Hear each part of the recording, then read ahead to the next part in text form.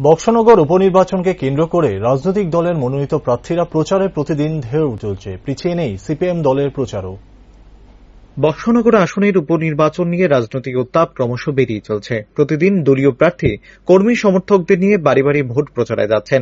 তেমনি মিছিল, মিটিং এবং ঘরোয়া সভায় ব্যস্ত থাকছেন বিজেপি এবং সিপিআইএম দলের প্রার্থীরা।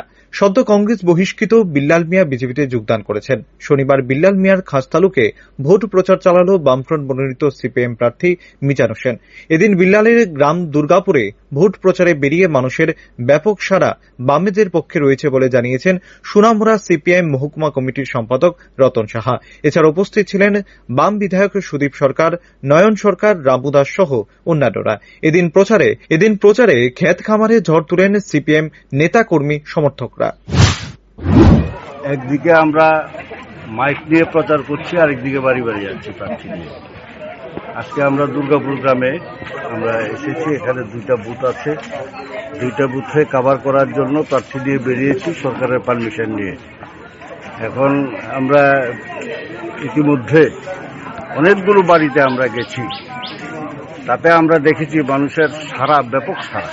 মানুষ সবাই বিজেপিকে উৎখাত করার জন্য, বিজেপির বিরুদ্ধে ভোট দেওয়ার জন্য তাদের একটা মনের আকুতি আমরা লক্ষ্য করেছি সমস্ত জায়গার মধ্যে।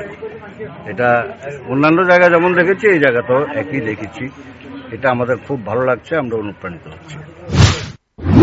দুর্গাপুর গ্রামে বিল্লাল মিয়ার বাড়ি। তবে কি বিল্লাল মিয়ার দলত্যাগ ভালোভাবে মেনে নিতে পারছে না তারই গ্রাম দুর্গাপুরের ভোটাররা? উপনির্বাচনকে কেন্দ্র করে বক্সনগরের ভোট প্রচার চালাচ্ছে শাসক বিরোধী উভয় পক্ষ। দিন দিন প্রচার তেজি হলেও ভোটাররা সম্পূর্ণ নীরব। সকলেরই ভয় ভোট যেন শান্তিপূর্ণভাবে শেষ হয়, বহিরাগতরা যেন ভোটে থাবা বসাতে না পারে, সেদিকে লক্ষ্য বক্সনগরের ভোটারদের। আদতে কি হবে ফলাফল তা বোঝা যাবে 8ই September. Bureau report, rising Tripura.